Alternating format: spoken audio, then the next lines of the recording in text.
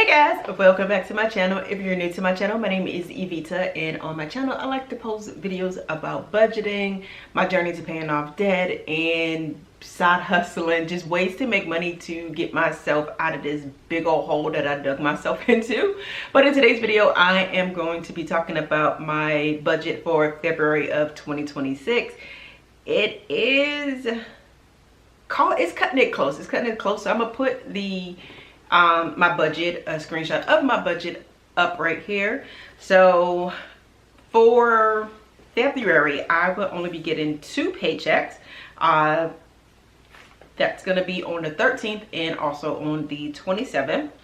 I have DoorDash, Instacart, and Uber Eats on here. My plan is to make at least $400 from DoorDash, $100 from Instacart. Instacart doesn't really be having that many good deals. Like, it's not worth the effort anymore.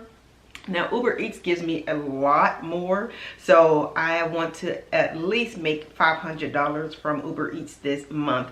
Now it has been snowing where I am, and where I snow in the south, everything shuts down. So DoorDash was shut down for 2 days, I want to say. So I didn't get to do it over the weekend because it snowed over the weekend. So I didn't get to do it over the weekend. So I'm a little behind. That's why you guys see 0 for on the 3rd and on the 4th, because I didn't get to do DoorDash. I usually do my side hustling on the weekend, and yeah, I'm not going to have any money made from that.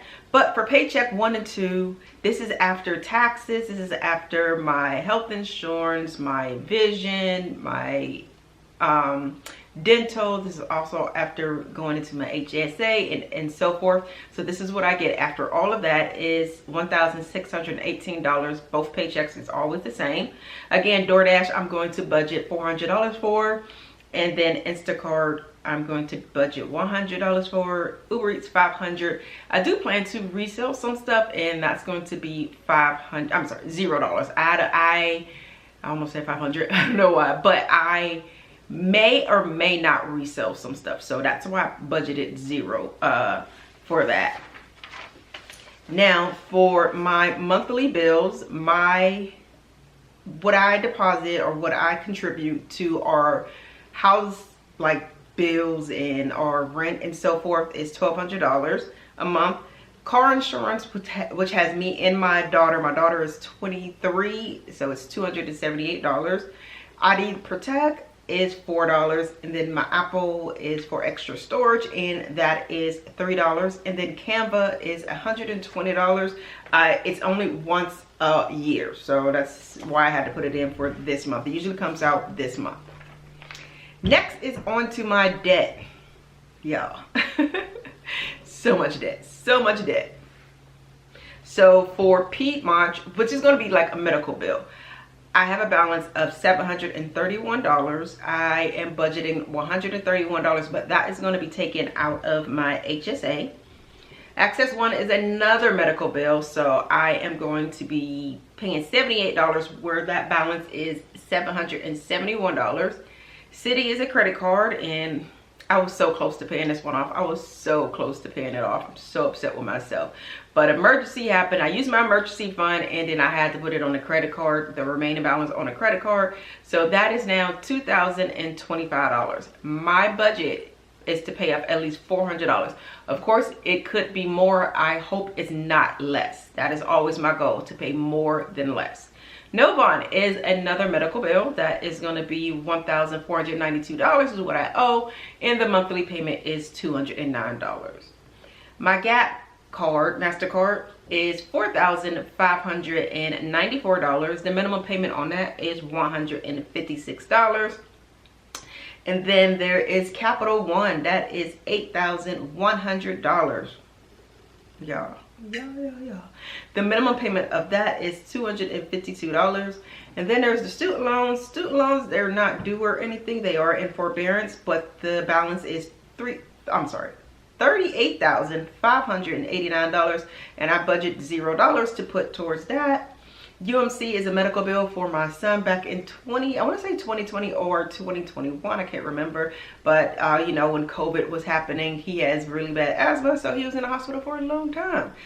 That is $53,737. The minimum payment for that is $100, and that is taken out of my HSA.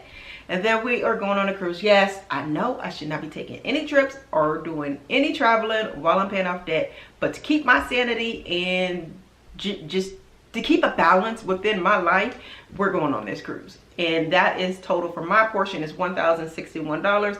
I am budgeting $250 for that. Next, we're going to talk about my bank sinking funds. So for gifts, this is like for when I give like Christmas gifts, birthday gifts, and so forth.